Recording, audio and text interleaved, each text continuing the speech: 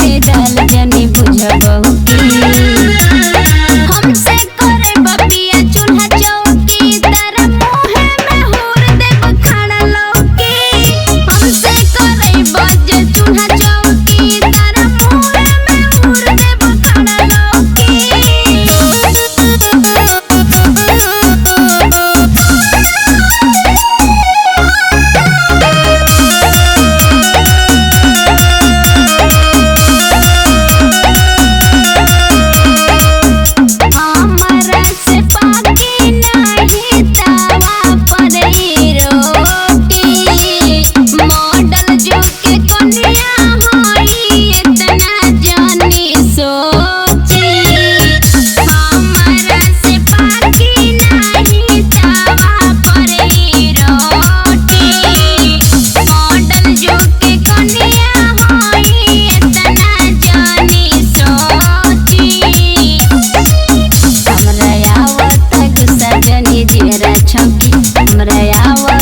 जियरा छौकी हमसे करे बपिया चूल्हा चौकी तारा मुहे में हुर देब खाना लौकी हमसे करे बपिया चूल्हा चौकी तारा मुहे में हुर देब खाना लौकी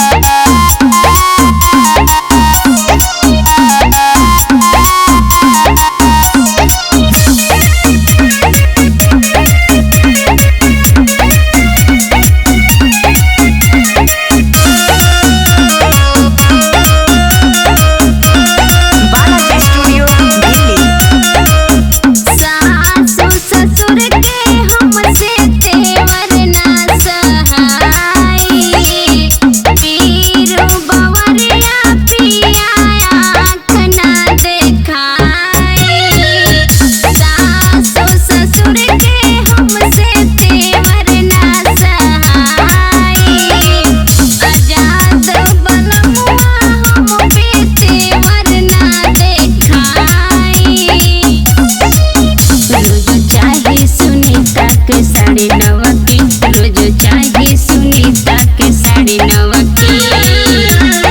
हमसे करे बपिया चूल्हा चौकी तारा मुहे में हुर देब खाना लौकी हमसे करे बपिया चूल्हा चौकी तारा मुहे में हुर देब खाना लौकी। बालाजी स्टूडियो दिल्ली।